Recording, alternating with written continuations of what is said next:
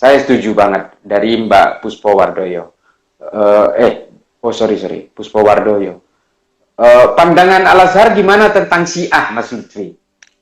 Ayo, sensitif lagi. Ayo. Jadi gini, kalau untuk terhadap Syiah ya, Al-Azhar sendiri, maka ketika terjadi diadakan konferensi ulama internasional, muktamar internasional, itu ulama-ulama Syiah juga diundang oleh Al-Azhar. Artinya Al-Azhar dan ulama tokoh-tokoh Syiah tetap bergandengan. Artinya kita tidak bisa memungkiri bahwa sebagian besar dari umat Syiah itu juga merupakan ahlul bait ya, keturunan Rasulullah SAW. Ya. Artinya Al-Azhar sendiri, Al-Azhar ya, ketika mereka mengkonter atau mengkritik Wahabi atau baik itu Syiah, Al-Azhar sendiri tetap menerapkan sifat moderat itu, sikap moderat. Artinya, apapun yang dikritik oleh Al-Azhar tetap menjaga nilai-nilai moderasi itu. Artinya, Al-Azhar tetap memuliakan, menghormati umat-umat Syiah. Begitu juga terhadap umat penganut Wahabi. Artinya, bagi Al-Azhar, kalaupun Al-Azhar mengkritik, itu cuma sebatas kritik ilmiah aja ya. Secara intelektual ya, karena kalaupun mereka berbeda secara pemikiran, mereka juga manusia aja ya. Mereka juga manusia.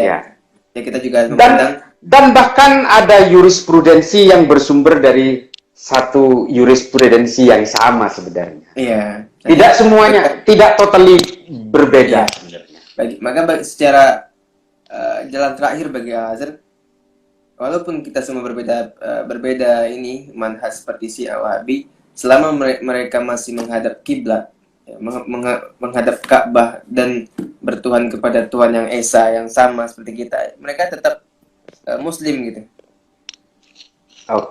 Dan tidak bisa dikafir-kafirkan. Walaupun orang-orang Wahabi mengkafirkan kita jangan sampai mengkafirkan balik gitu. Oh iya, asli. Karena sudah ada ayatnya. Nah, ini saya sebenarnya setiap saya melakukan live IG atau di IGTV, saya sebenarnya nggak pernah mau menggunakan ayat-ayat ya. Karena saya ingat daunnya Gus Dur. Kalau orang sudah berceramah tapi ayat terus yang disampaikan, berarti dia tidak bisa menyampaikan dengan bahasa yang sangat sederhana. Tapi pada intinya adalah, janganlah terlalu gampang kamu mengkafirkan orang. Jangan menghina Tuhan-Tuhan mereka. Agar Tuhan kamu tidak dihina balik oleh mereka. Ya kan? Kalau kita hina Tuhan mereka, akhirnya apa? Tuhan kita juga dihina sama mereka.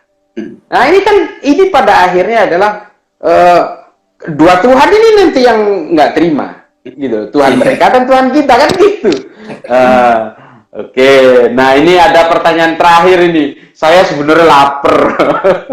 Sama saya juga belum makan nih, Cak. Nah itu dia. Ini makanya ini terakhir dulu lah.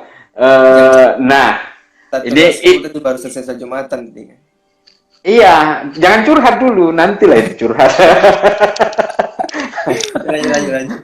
Nah, ini Mbak Aisyah Widodo yang ngompor-ngomporin Syiah dan Sunni itu sebenarnya perusuh yang sebenarnya. Aduh, saya nggak muter pancing dulu deh.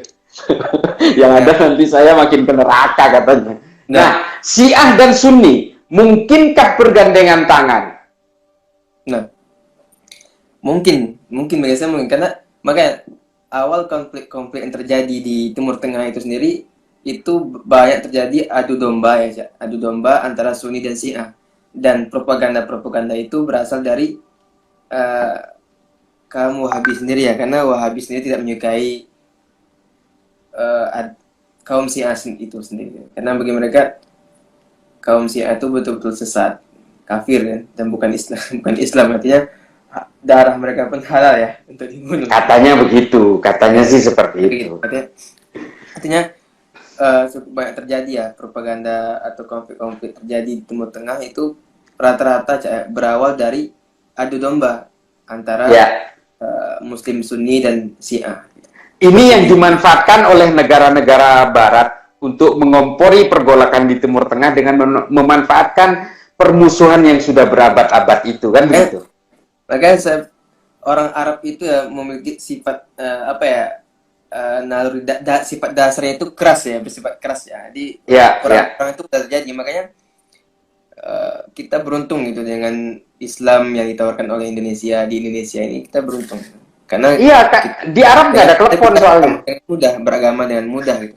Kalau di Arab itu maka mungkin saya katakan ya salah satu hikmah kenapa nabi-nabi dan rasul diutus di negeri Arab karena itu mungkin Cak.